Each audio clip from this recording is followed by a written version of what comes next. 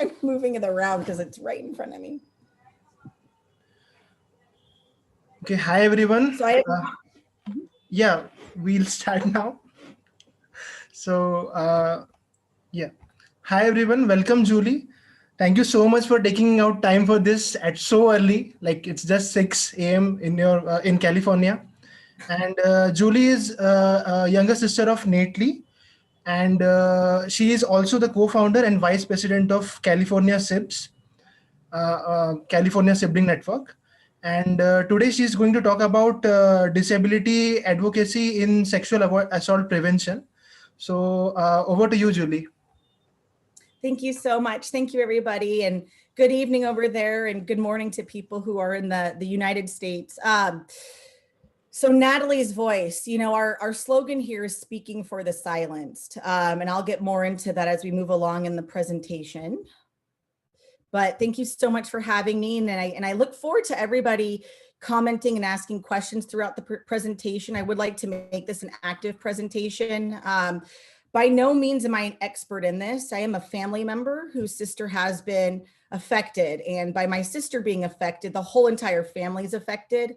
As a sibling, I will say I've pursued as much education as I possibly can, and I've led, mainly a typical life. And I truly find it to be my sisterly duty and my sisterly pact to protect my sister and make sure she's safe. And so, quite honestly, being here in front of you presenting is giving me chills because it means the work that I've been doing over the past several years is working. And I am giving my sister a voice. And our goal today is to share her voice with you and to put our voices together.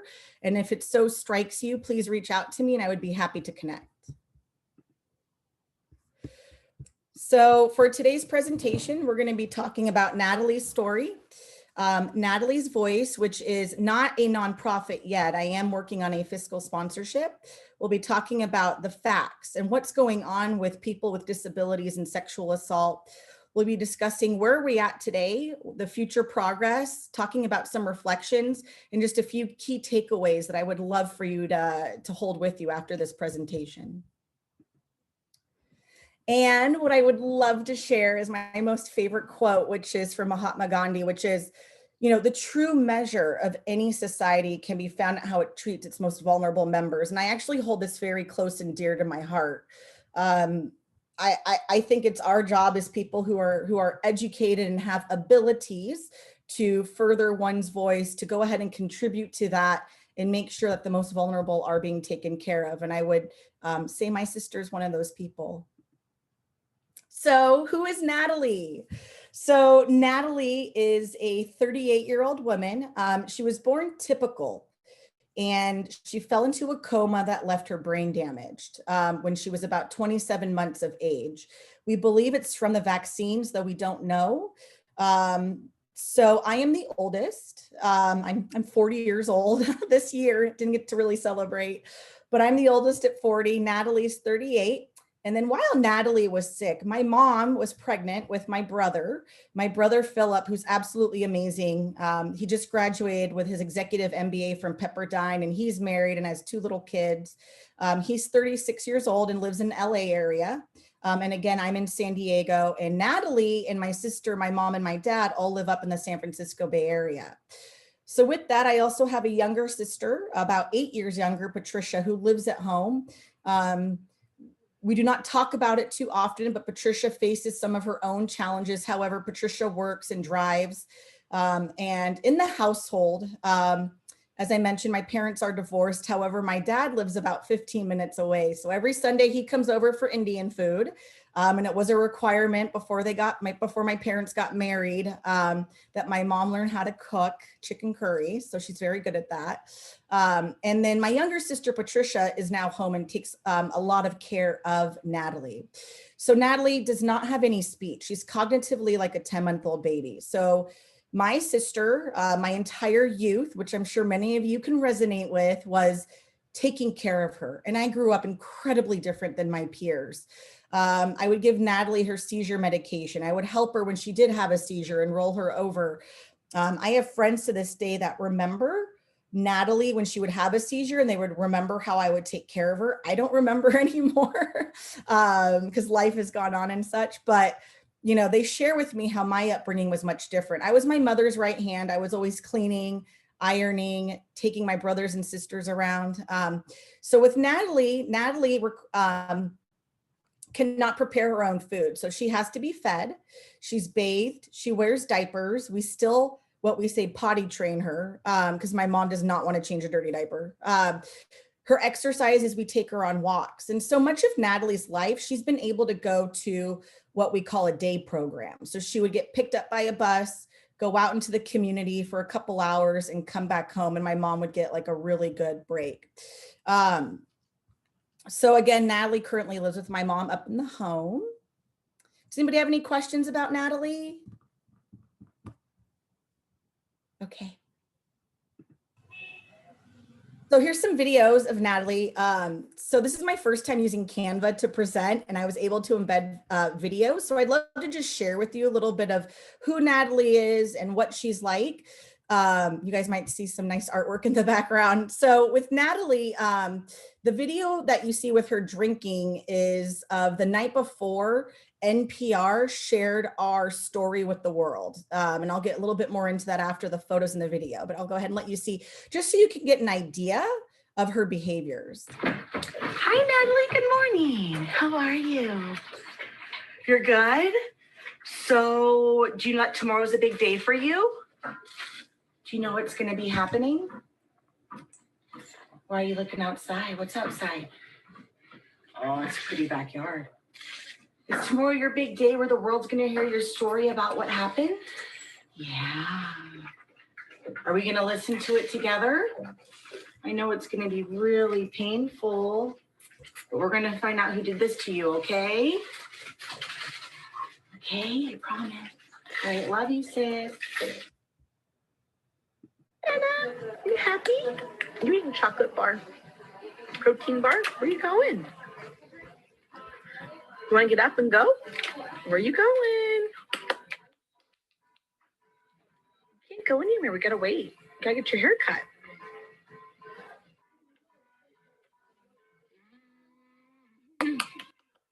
Where do you want to go?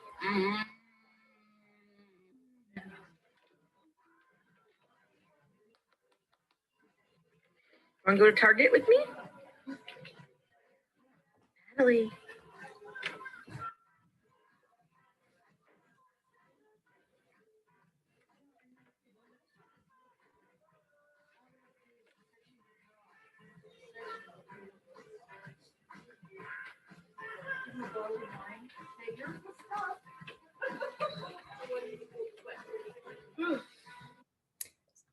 So there you can see some of Natalie's behaviors. Natalie is nonverbal. She can walk. However, we do use a stroller because it's just so much easier in our life to push her around and to also put, you know, her diaper bag on the back. But that's Natalie. That's my sister. And just a couple pictures here. So here's Natalie with my daughters recently. They love her to death and they're incredibly helpful. And then this is our, you know, my poor dad's not in this one. He wasn't there, but our mother, me, and then you can tell who Natalie is, my brother and my younger sister. So Natalie is very loved. My mom's parents used to visit us from Chicago 6 months out of the year to help my mom out because my mom, you know, had 4 of us plus Natalie. And we vowed to our grandparents that we would always take care of her and that we would always be helping my mom out. It's quite a responsibility there, but we love it. So what happened to Natalie? I'm here in front of you for a main reason. If Natalie was fine and if nothing had happened in her past, most likely we would not be connecting today over Zoom. Natalie is the victim of sexual assault. And I still find it completely unbelievable, but it is incredibly believable. And I'm going to take you on a little journey as to how this happened and what we found out. And hopefully you can take some information that I share with you today and perhaps apply it to your own life in some way, shape, or form. So again, I lived about, I would say an hour and a half, about an hour north of San Jose. And I was managing a shopping mall down in the San Jose area. And about the first half of 2012, which was actually the year I got married and my brother got married. We got married in the second half of 2012. I would talk to my mom every single day on my commute. My commute was quite long, but quite frankly, I love shopping. I love retail. I love malls. I love the work that I did. And I actually really love the company that I worked for. So it was worth driving down to San Jose. But my mom would keep me occupied on the commute. And so there was one day where I was leaving work and driving back, and I was in Fremont, and I was stuck in traffic because that's what it's like down in the South Bay, lots of traffic. And I received a phone call, and on the phone call, it was a nurse from the urgent care office. And she said, Julie, you need to bring Natalie in. She's tested positive for gonorrhea, and we have an antibiotic for her. When can you get her into the office? So let's pause for a second. I was the first phone call. They said my sister had a sexually transmitted disease. And on the phone, I said, my sister can't even open a door. What do you mean she has a sexually transmitted disease? Let alone she doesn't even know how to kiss people. When would this happen? So Natalie's living situation again, she was living with two women in the home, my mom and my younger sister, Patricia, and she was going to a day program during the day. And she was going there by bus. So learning this horrific diagnosis, you start to think, hindsight's 2020. And so my mom and I were sitting down, and at this moment in time, we're going, what happened? What could have happened? And why was I the first call and not my mother? Very strange. So looking back, when I was talking to my mom on my commute back and forth from work, Natalie would be moaning in the background, and my mother would be saying, Julie, Natalie's not letting me sleep at night. She's not letting me sleep. She's on her haunches. Her behavior is changing, and she's moaning constantly. So my sister has shed tears twice in my life. She shed tears when she fell and really skinned and hurt her knee. And the second time I really saw her cry was when she was sick with a really high fever. Only twice in my life has my sister cried. I think most people who end up in the predicament of getting a sexually transmitted disease are in probably pain and agony. And my sister could not communicate this pain and agony in a verbal way to let us know that something had happened and she was hurt and not feeling well. Her behavior changed.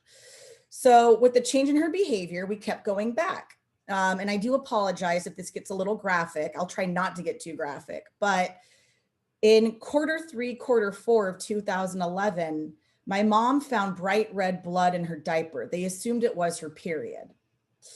So now putting the pieces together, we now understand that she was being raped, and the most obvious place for us is her day program. And so this is considered suspected sexual assault, because nobody can prove it happened there. However, all of the evidence and the facts point to this day program. Our world was shocked. This is the year I got married. This is the year my brother got married, and we were very, very, very busy managing 2 weddings, and then also my sister's trauma, which was of the utmost importance. So now we have the diagnosis. I took Natalie over to, so the weekend before the diagnosis, what led up to the diagnosis? So let's talk about the medical record system, and let's talk about doctor visits. So I am Natalie's co-conservator, and I was able to pull all of her medical records from the hospital. And in reflecting back on her medical records, she kept seeing them for what they documented as sinusitis, urinary tract infection, yeast infection. But nobody ever thought to test her for a sexually transmitted disease, and she kept going to the doctor. So the Friday before, I believe it was a Monday that I got the call, I went to my mom's house and I saw Natalie in the bathtub, and I could clearly see that she was swollen and inflamed. And I said, Mom, you got to take her to the doctor again. I think she has an infection of some sort. My mom was very, very tired, and she actually had plans to run to Las Vegas by herself. So my mom took her to urgent care. And then I was with Natalie's, what we have, a respite care worker, her caregiver was there. And so the caregiver and I spent the weekend together. And so Natalie went to urgent care Friday night. My mom was gone Saturday morning. On Saturday morning, Natalie started having seizures again. And her seizures have been under control for years. And so what we realized now is her body was fighting an infection. So we took her to the emergency room. And at the emergency room at the hospital, the nurses, we had two nurses. The nurse in the morning was fantastic and tried to understand how to interact with Natalie. The second nurse got incredibly frustrated and was very rude, to the point where I sent the hospital a letter. The doctor at the hospital in the ER told me that this is a comedy of errors right now, because they couldn't catheter my sister and get a urine sample. So at the end of the visit to the hospital, they just gave us a prescription for yeast infection medication. And as we know, it was not a yeast infection medication. So the urgent care, how did we get to the diagnosis at the urgent care? We were very lucky that there was a woman there who was a visiting doctor who decided to test Natalie for STDs.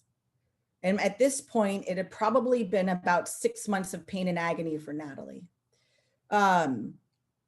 We're incredibly thankful for that doctor. However, as thankful as we are, I will share with you how imperfect the system is.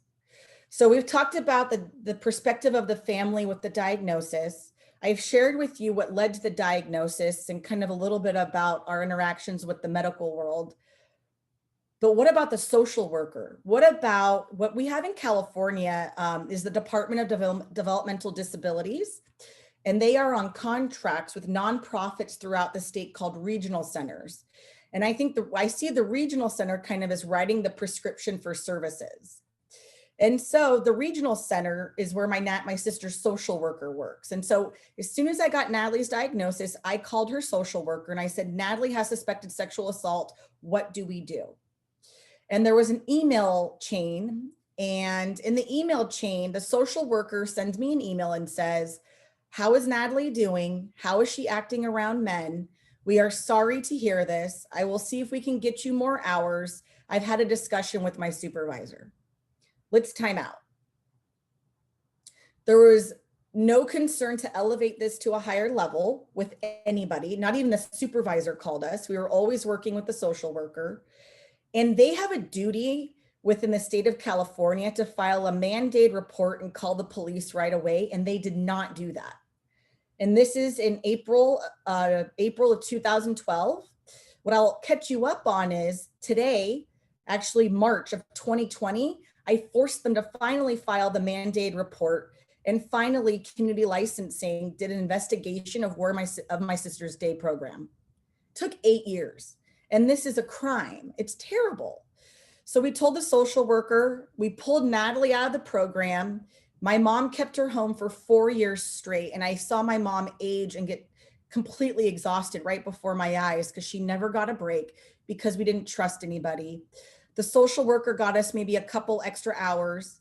Now let me take you back. So when I learned of Natalie's diagnosis, I called my mom and I took Natalie to the doctor. I called the police. Technically as well, the hospital should have called the police. They had a record that my sister has a very low cognitive level and that she's a victim of sexual assault because she has the diagnosis of an STD. They should have called as well. I have sent several letters to the hospital and their board of directors, and they continue to ignore me. And I would hope that they would improve their practices after this, but they refuse to even contact me. The regional center and I are still in constant communication, but they have not yet taken this very seriously.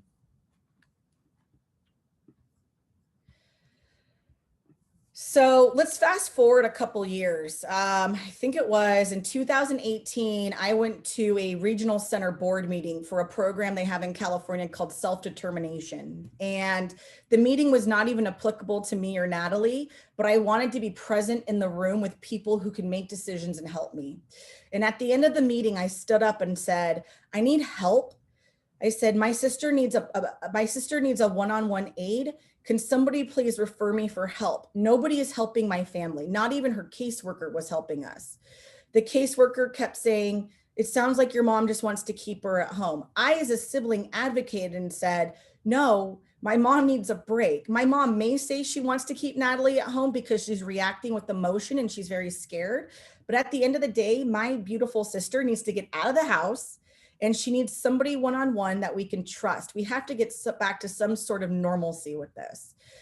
So I was very fortunate that there's a program called Futures Explored. And actually John Travolta's brother runs a filmmaking company that's also associated with my sister's day program, Futures Explored. So we're very lucky that they gave my sister a one-on-one aid, and now due to COVID, obviously it's halted. But I think for like the past 2 years, my sister's been able to have a one-on-one aid, and we've trusted this person. They come into the home, take her on walks, take her out to the community and bring her back home. Any questions about Natalie and what happened? And we can also speak at the end. Yeah, I wanted to ask about Patricia. I read about her in the NPR article. So I read that she had to hold her career and work. So how was it like for Patricia after this? You know, first, thank you for asking about Patricia. As you can tell, she's often kind of like, oh, there's Patricia. And I hate to say that because I'm a sibling too. But Patricia takes on a lot of care at home. Patricia is, 32. I would say that she's, she behaves like a very young 20-year-old, very vibrant and energetic, and really seeking to still complete her education, which we're pushing her to do. She wants her own life. She is dating a young man that she met over the internet.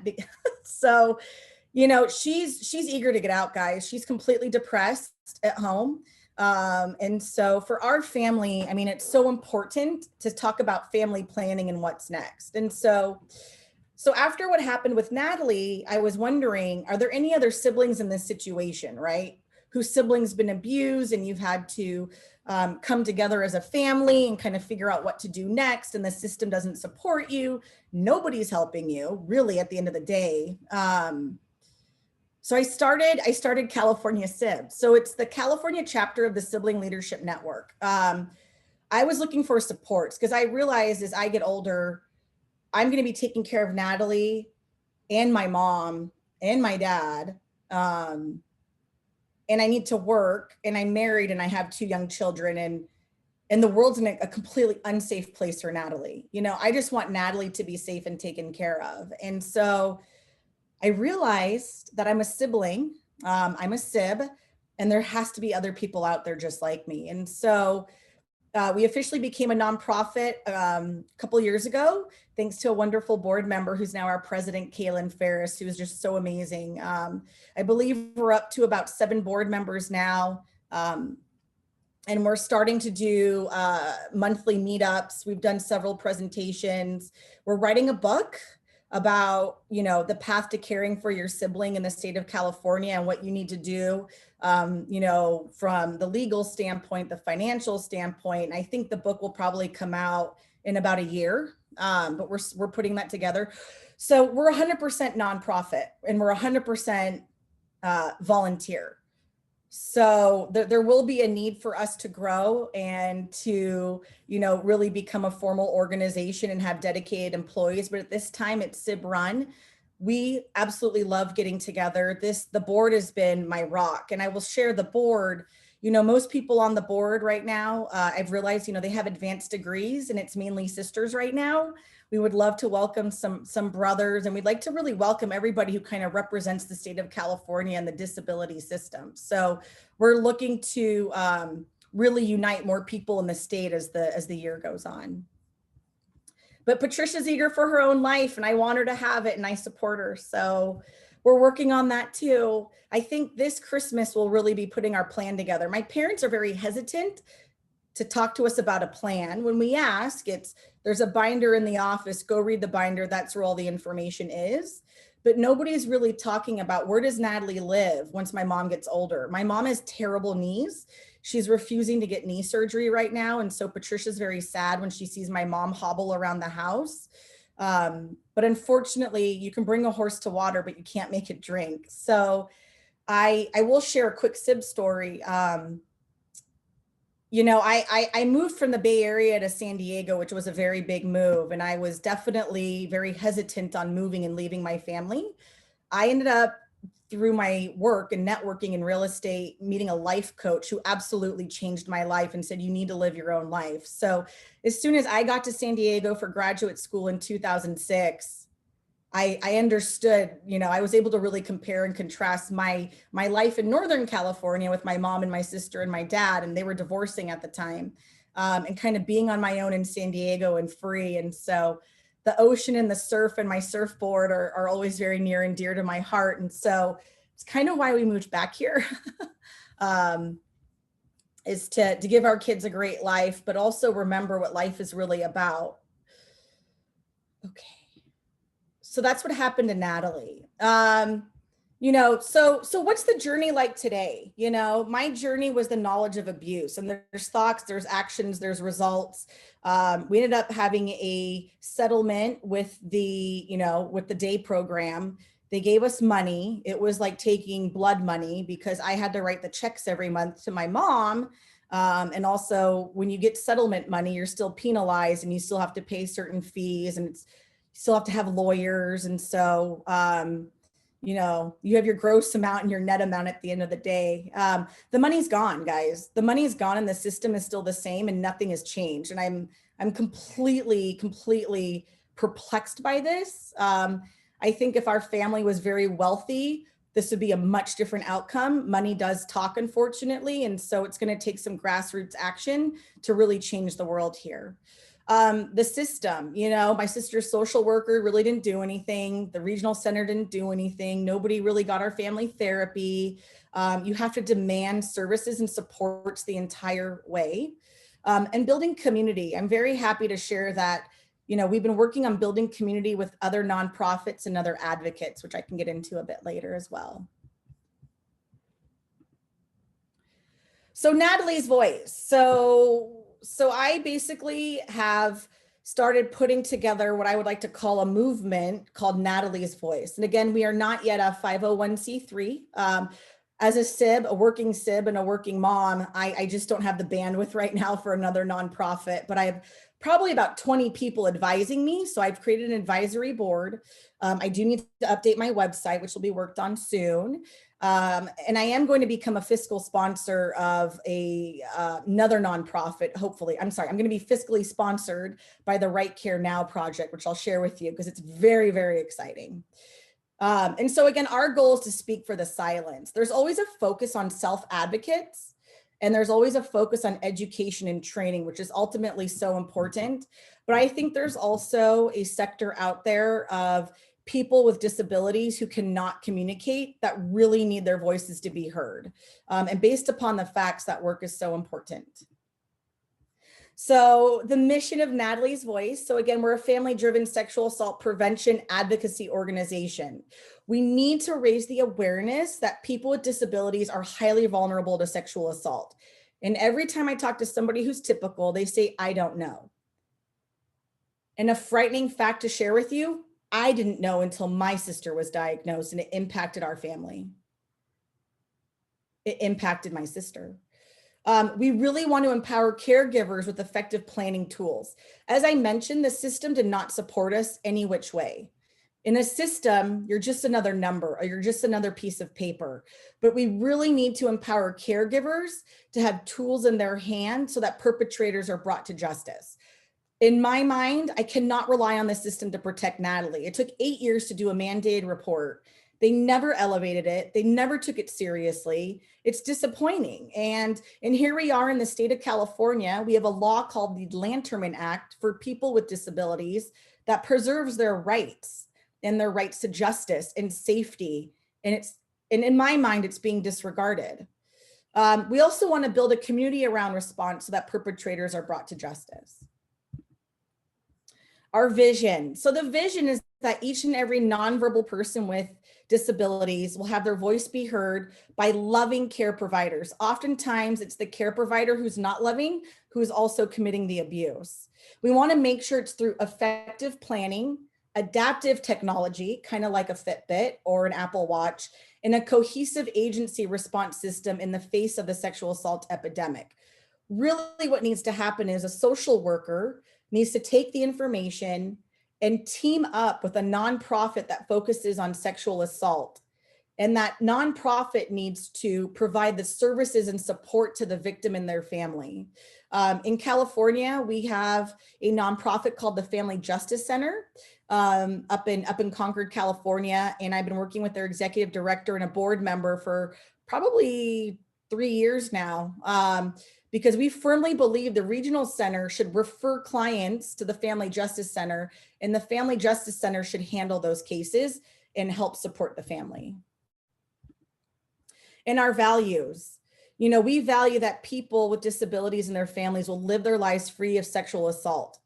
Also, sexual assault is a crime, despite the cognitive level, and that person should be treated as such. Even though they cannot communicate, if their behavior is changing and there's signs of abuse, we must treat it like a crime and not sweep it under the rug.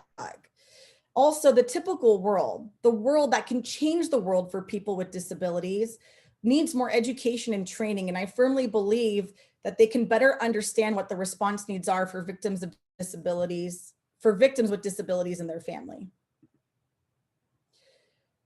Any questions? Okay. Yeah, I had a question. Sorry.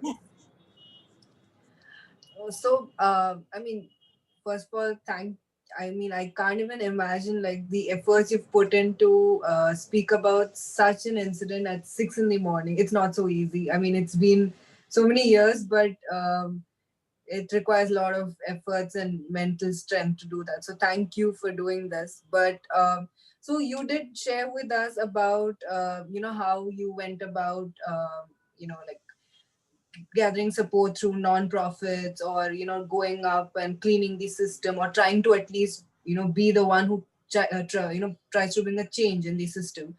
But what about the emotional aspect? Like, how did you all deal with that? Like, how did you try to figure out what's going on in her mind, like in your sister's mind? And were you able to kind of reduce the impact of the emotional or the psychological impact, or it's still there? Or how do you guys figure that out?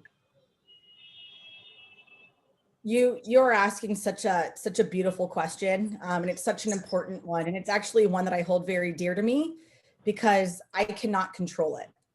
I can't control it. Yeah, I get that. Yeah. So for Natalie, and this is a challenge, guys. This is a very big challenge for me. So for Natalie, my mom is a very tough Midwestern woman who says, I can do it myself. I don't need anybody. And it's been a complete challenge in my life. As soon as I had children, I was teaming up with other moms and meeting them and supporting each other. My mom is very independent. And so I did push my mom and I said, Mom, probably 4 years ago, I said, Mom, Natalie's had trauma and she needs help. We need to get her therapy, like irregardless of her behavior and her kind of going back to normal. She's eating fine, she's toileting fine, she's sleeping fine. We are all human beings with souls, right? And we all have the ability to love, and we all have the ability to express our needs to a certain extent. Natalie has not been able to express her emotional needs. And that's a challenge. It's a huge challenge, guys. And I would love to I'll share more with you kind of about medical technology and what's on the forefront, and probably ask for your support as well. Natalie's never had her needs met nor her mental health needs met. I think number one was keeping her safe, and we've done that. And we keep her around people she knows. Right. Number two is the regional center teamed up and offered her water therapy. But remember, my mom is getting older. My mom is tired. She's independent. I live down in San Diego. My mom's up north. And this is pre-COVID as well. Excuse me. My mom didn't want to take her. I had it all lined up and I do all the work. And again, you can bring a horse to water, but you can't make it drink.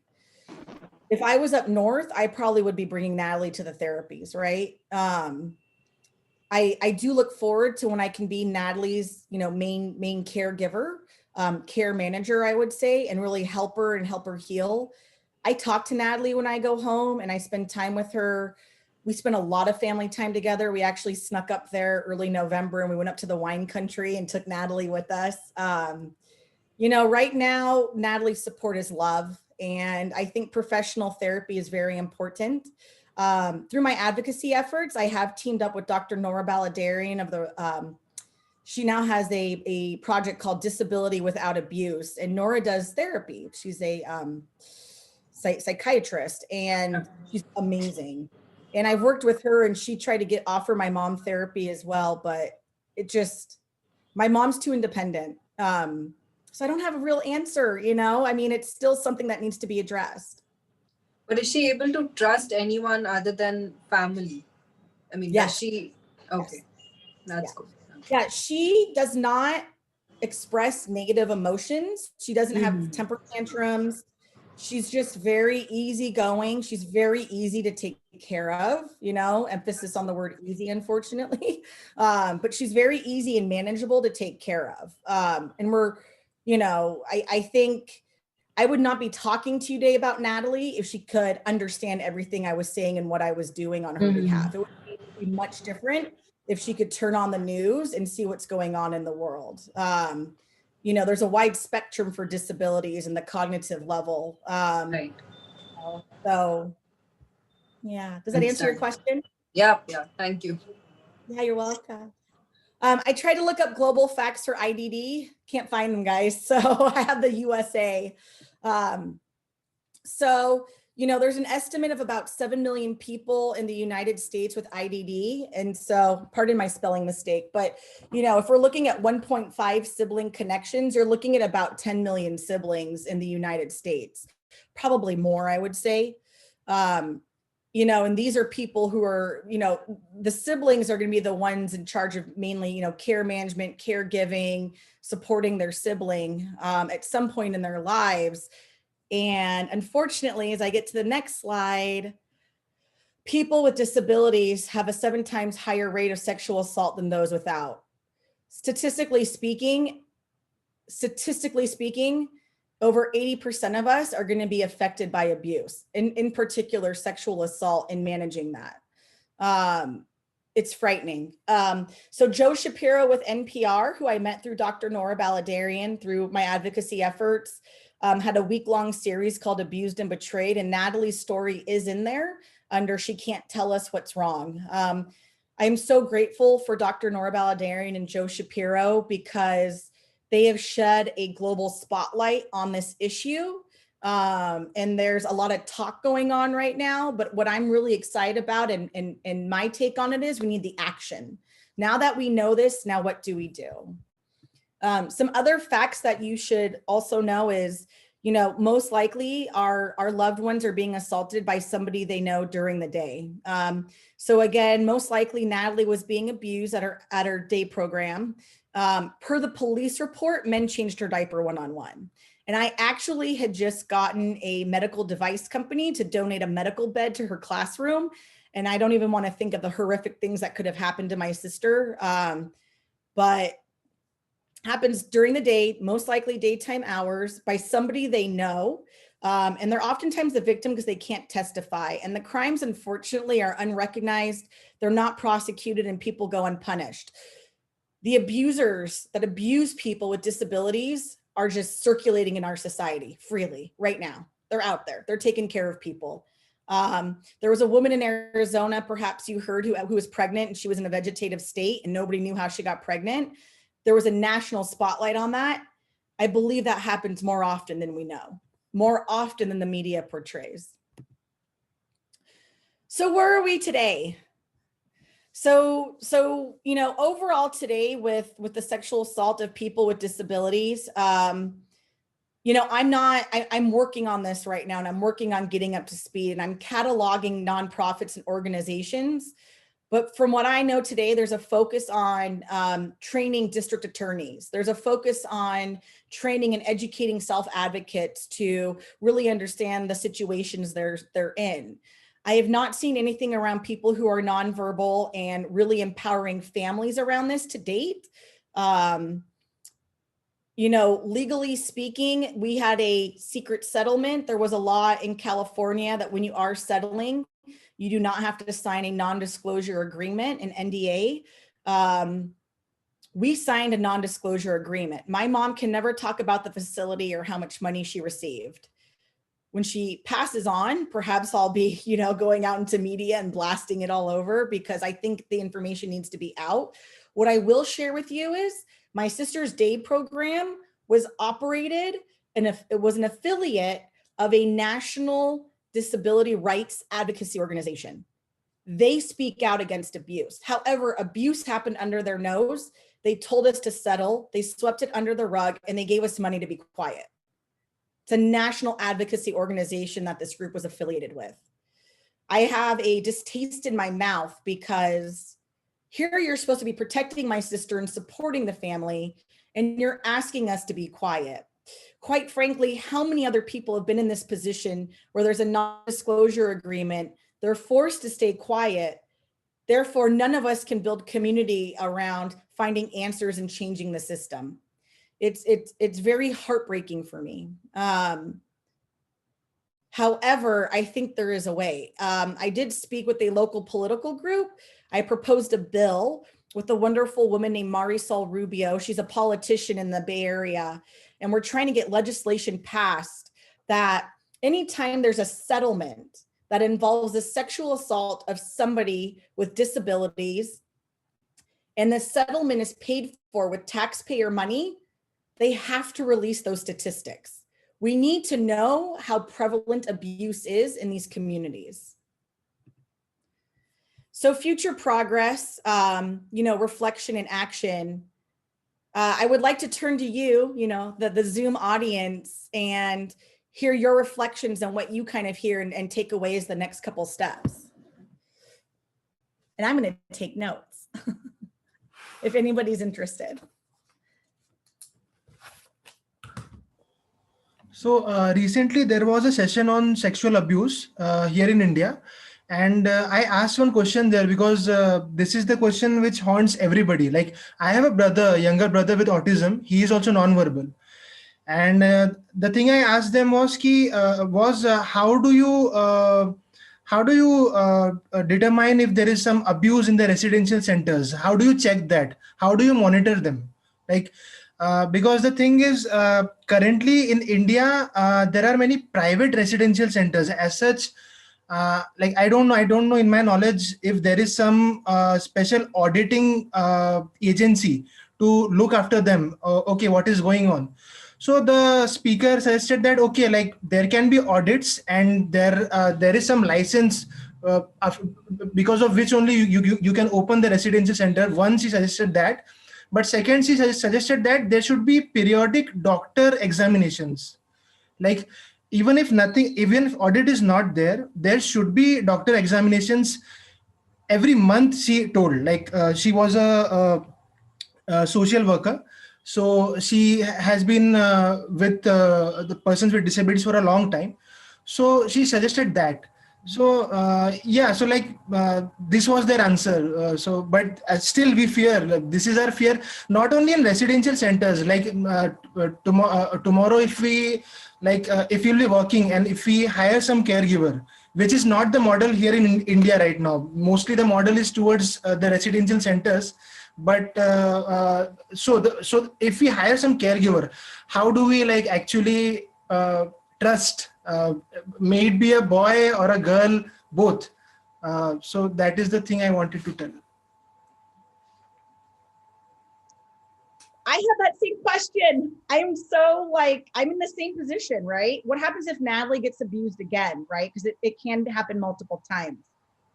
And actually, this is a perfect segue, if you don't mind. I'm going to fast forward a couple slides for us. Or maybe one slide. Key takeaways, okay? Key takeaways. Let's look at takeaway number 2. You and me and our sibling need technology. We don't trust people, but what do we trust? Technology to speak for our brothers and sisters, okay? I am asking, and not for your money, but I'm asking for your support. There's a project out there called the Right Care Now Project, Dr. Susan Abend.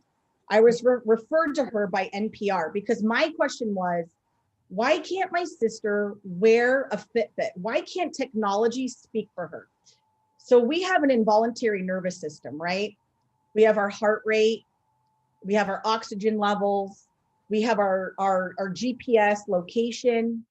I think now there's technology that tells you if you're standing up, fall technology, or if you're laying down. As you'll see here in the picture, there's a wearable. Now let's go back in time, and I would love your perspective on this, but let's say Natalie was wearing a wearable device that I had the key for. And let's say when Natalie was being abused, that device was able to record her heart rate, where she was, time and date stamp of where she was, her positioning. There's also technology that works with sweat, right? So if we had technology measuring her involuntary nervous system, your fight or flight, right? How's my body reacting when I'm being chased versus sitting down, watching a Disney movie? It's very different the way your body reacts. If technology could speak for our brothers and sisters, we could get these people that are abusing our loved ones because we would have evidence. You would have a heart rate, you would have where they're located, and you would be able to let people know this is where they were, this is who they were with, and this is data that says they were abused. This is the facts. We need this so badly. And I have been working with Dr. Susan Aben for several years now. And so she's a endocrinologist, and she does have a website, which I'll share with you right after this. But basically, she's creating two things. Number one, like you're saying, she's creating an inside out medical record system. So caregivers go in quarterly, enter information about the behavior of your loved one, and there's algorithms that predict healthcare needs and abuse. So beyond abuse for Natalie, I'm also worried, does Natalie have cancer? Does she have a tummy ache? What other medical things could be wrong with Natalie? Is she bloating? Is she lactose intolerant and she's never been able to tell us and she drinks milk every day? I want technology to speak for my sister. I want us as a family to be empowered with data, because right now, system and people are failing us. But technology truly, I believe, is the way for us to be empowered as future caregivers. Some other takeaways here on the slide is, we need to grow awareness. I'm being told multiple times by people in the typical world, we don't know this is going on. I'm on LinkedIn with Natalie's Voice. I'm going to be putting together a social media campaign. Would love to have you guys as a partner in that. But we need to really hit social media, and you guys have done an amazing job with your Instagram, quite frankly, and all your hashtags. I'm learning from you. Mainstream media, you guys, we need to get on CNN and Good Morning America at some point. People need to know what's going on. And also word of mouth. Me talking to you and you talking to two more people is really going to help us grow the awareness of this, because it is very scary because the stats are so high. It's an epidemic in the United States. I'm sure it's an epidemic around the world. Look at how the world reacted to a pandemic. And now we're in an epidemic that's invisible and silent, and nothing's really being done. It's terrible. I mentioned we need technology, but we also need to educate. This is the need to educate truly is not, it's not within my pillar of work at this point, but there needs to be educating doctors. Doctors have already reported that they don't have the ability to address people with disabilities and understand what they need. And I have seen that, I have witnessed that. We need the investigators to really know what they're investigating. And it'd be nice to give the investigators forensic data to help us put these jerks behind bars so our world is safer and our siblings' world is safer. And we also need to make sure loving caregivers like you guys, we have a plan for before, during, and after. And that actually truly is the work of a woman named Dr. Nora Baladarian. So if I can just move along here, let me see if So again, what I wanted to share with you are, the three advocacy partners that I have. Well, two advocacy partners and then just a general bucket. But you have the Right Care Now project. So it's rightcarenowproject.org, Dr. Susan Aben. I'm actually in the middle of a fundraising campaign for her. So you'll be seeing me post quite a bit. We're trying to raise about $6,000 to keep the nonprofit moving along. But she has been working on this. She has the answers, and she would actually be a great guest to speak with you about the work she's doing and what she envisions. We also have Dr. Nora Baladarian, who's been amazing, Disability Without Abuse. She has been a pillar for me. She said, Julie, create a blog. Julie, go speak here. Julie, you need to meet this person. She is a nexus, I would say, of information. And then I also have a wonderful group of professional colleagues, friends, and family who have been kind of starting to really advise me. I'm a sibling. I work for a living. I have my husband, my daughters. We're also working, with the greater family, with my mom, dad, my brother, my sisters. I cannot do this alone. And so I am reaching out for help and support from people I know. And we are starting to organize and really move this movement forward. So here's my contact information. So again, I'm in San Diego. So if you ever come to visit, I would love to take you around San Diego in a post-COVID world. And my email address is here, Natalie's Voice, CA for California @gmail.com. And thank you. I just have one small question, if I can ask, or we're running short of time. Is that the case? Yeah, you can ask. Okay. No, so usually when we attend, say, a workshop or an awareness campaign, if I may say so, for regarding sexual assault or sexual issues, we tend to have a very passive attitude. We take notes and then we list down things which we can do to avoid this happening to our sibling, and we just probably keep that aside and we just keep moving on from workshop to workshop.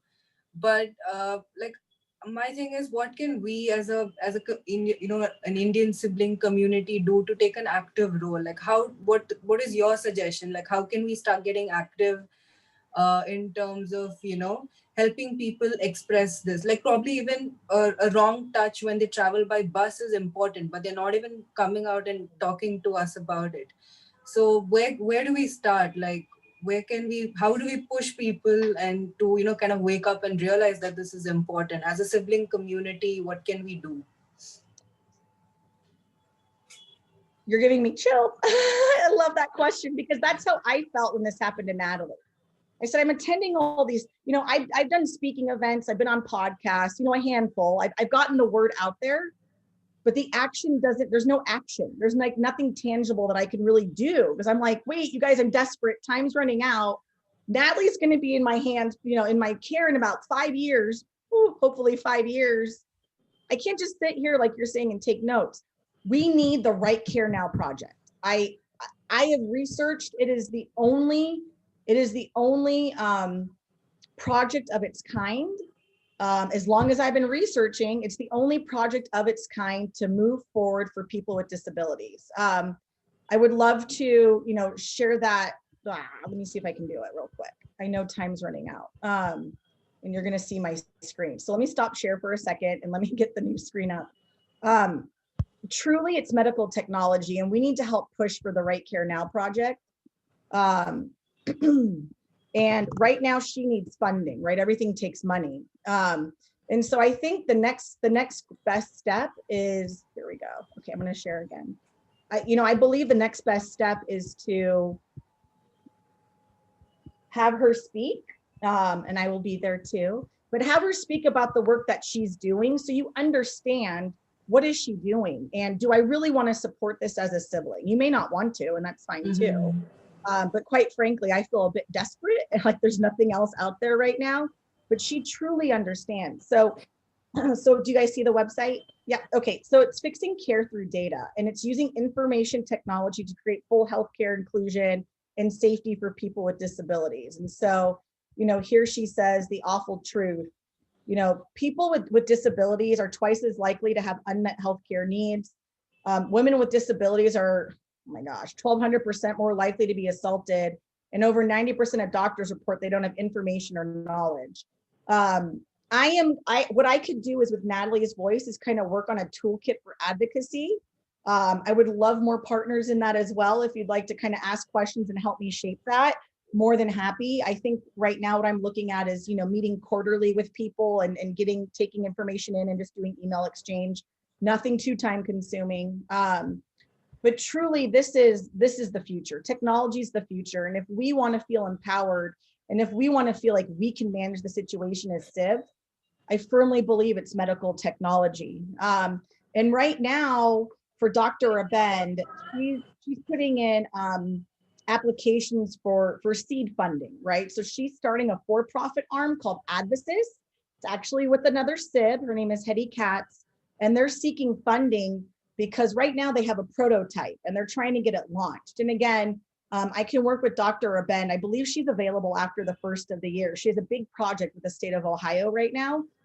She's a one-woman show, guys, but she's doing everything she possibly can. She is a nonprofit. The second thing that we're working on is I'd like to see us become a coalition. I would like organizations to come together and have one voice, and it's only for people with IDD, family members, hopefully family member driven, in partnership with nonprofits, come together and just create this template and start putting together the white paper, but then also find solutions and start really backing, solutions to the issue. Abuse is never going to go away, but we can definitely monitor it a lot closer, I think. And with that, we can help get these rates down.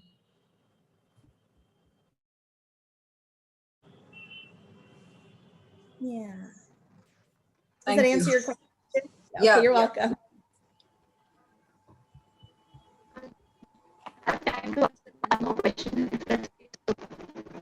So we are not audible.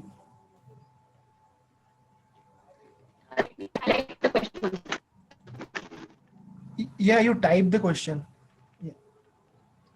So I just wanted to add here, there is a project in Effective Computing Lab at MIT Media Lab. And Professor Rosalind Picard is heading that. And I know about their company, Empatica. It's a wearable, and it's basically for monitoring the seizures that happen during sleep. So I just remembered that because of a conversation. Yeah, so Dr. Abend has those relationships. He actually, I believe, worked with, I think it's MIT. Where's it at? She's spoken with Empatica. I actually bought my sister an Empatica as well to track her seizures. Yeah. The first thing my mom said, oh, it doesn't track the kind of seizures she has. And then my mom doesn't charge it and put it on her. But Natalie's safe in the home right now, which is good. Yeah, but Empatica, there's Empatica, and then there's also Angel Sense for autism, right? For wandering, which is great. Oftentimes people ask about cameras and more cameras. In the shopping center world, we have cameras everywhere. It records what happened. It doesn't prevent, to be honest. Cameras are kind of an invasion of personal privacy, but a wearable device on an individual, the individual that's wearing it should consent as well, right? As I've traveled through my advocacy, there's a big thing about making people do something and then having them opt in and have their individual rights be met. So, you could opt in and wear the device. It'd be great if it could record audio, right? Like when data starts to get a little, robust, you can have audio perhaps and listen in. There's all kinds of things that we can do, but Dr. Abend does need help and support in moving this project forward. And she has spoken with Empatica actually, and she's interested in working with them on the wearable.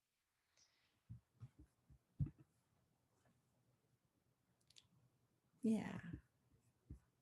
Any other questions or comments? So you wanted to ask some question?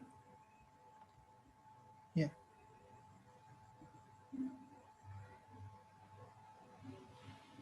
Typing, okay.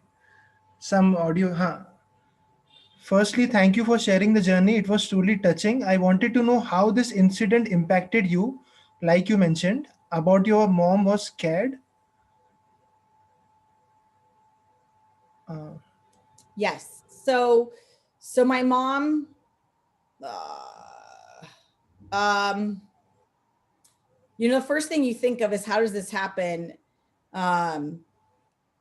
Yeah, no, it was okay. So, and then also we didn't want to leave Natalie with a caregiver.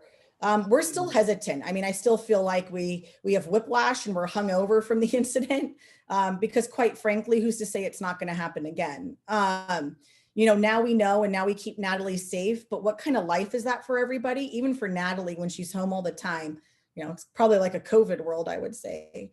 My mom was scared. My mom is scared. My mom is tough. You call a lawyer, immediately we called a lawyer, lawyers got involved, lawyers did what they wanted to do for a civil lawsuit. When this happened, I probably contacted 5 lawyers. Nobody was really interested, which, I was shocked by. My mom contacted a lawyer she knew, and right away we had representation, which was great. It's a heart-wrenching process. I think, excuse me for 1 second.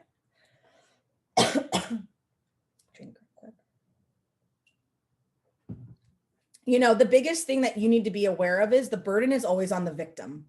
As much as we talk about, the perpetrator, the burden's on the victim and their family, and it's not easy. It's probably 3 times as hard as what you think it is. Excuse me again, I have a cough. Trying to mute.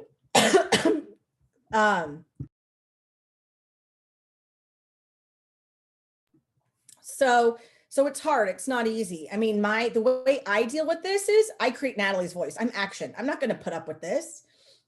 I'm a smart, educated person. And I need to take care of my family, number one, make sure my girls grow up well, and take care of my husband. But, I'm not going to put up with this, quite frankly, this conundrum that we can't do anything. I mean, I've heard people have told me, Julie, this isn't a movie with a happy ending. This is reality, and you should probably focus on something else. As a sibling, that's ridiculous to hear, and I'm not going to take that. I have a woman who's typical, obviously, and I worked with her when I was up in Northern California. She was my right-hand support. She's like, you can do it. You can do it. I'm on the State Council for Developmental Disabilities. I was appointed by the governor 2 years ago to represent my sister and siblings. I'm also on the advisory board for the Right Care Now project. I'm connecting with lots of people. So for me, the way I deal with the grief is action. I'm not going to take this and I'm not going to sit down. I'm going to change the world for people. I'm going to change the world for you and your sibling. I'm going to need your help along the way. I'm going to need your letters. But we're not going to sit down and take this and have people pity us. It's ridiculous. For my mom, the grief, she just gambles, and that's about it. And that's a fun topic in and of itself. But, that's where my mom finds relief, is leaving the house, going to a casino, having them give her a glass of wine, and she can just not think and not take care of anybody, which I completely understand. My brother as well, he's taking care of his family. And then, we are very worried about Patricia and the burden of care that Patricia has. And I've told my sister this, and I said, listen, at any time you can jump on a plane to San Diego and come visit me for 2 weeks, 3 weeks. I'm here. Come run away and I'll take care of you, and you can play with your nieces. But it's up to her to do that. The invitation's open. We as a family, I brought us to group therapy 4 years ago, and my youngest sister didn't want to participate, and my mom did not participate. I was the only one. Again, you bring a horse to water, you can't make it drink. I have done everything in my power to support the family and make sure our emotional needs are met. And quite frankly, out of SID frustration, I said, okay, if you guys aren't going to help me heal, I'm getting out of Dodge. I'm moving back to San Diego, and I'm just going to live my own life. I'm going to keep advocating, but I'm going to get a good job. I'm going to take care of my family. And I got to just keep living my own life. I can't sit here frustrated that you guys aren't actively participating. My mom's been through a lot, and I would quite frankly say my mom's been through enough between, unfortunately divorcing with my father and then taking care of my sister her whole life. My mom just needs a break. My mom does not have a community of support. I don't know any other families that we've connected with that have a loved one with a disability. My mom is very independent and on her own. So, we're still working through it. It's not perfect by any means. Does that answer your question, Zubi? Yeah, okay. Thank you so much, Julie, for your time. And it was a very tough topic to speak about. But thank you so much for telling us all these things.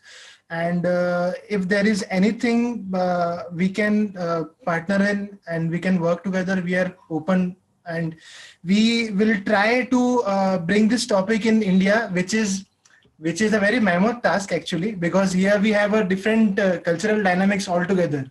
Even the normal topics which we talk on sexual concerns, that we have to work really hard on. Like even that, the awareness on that front is less, and definitely it is happening everywhere. And so we are very thankful to you for your time, and we'll be more than happy to work with you in any project regarding this. Well, thank you so much. Thank you for your time today. I really appreciate it. I'm going to leave you with my shirt. It says "Advocate like a sister." So you guys keep advocating. It's very important, you know, that we keep educating ourselves. And anything else I can do for you, even with California SIBS, please let me know. Thank you so much.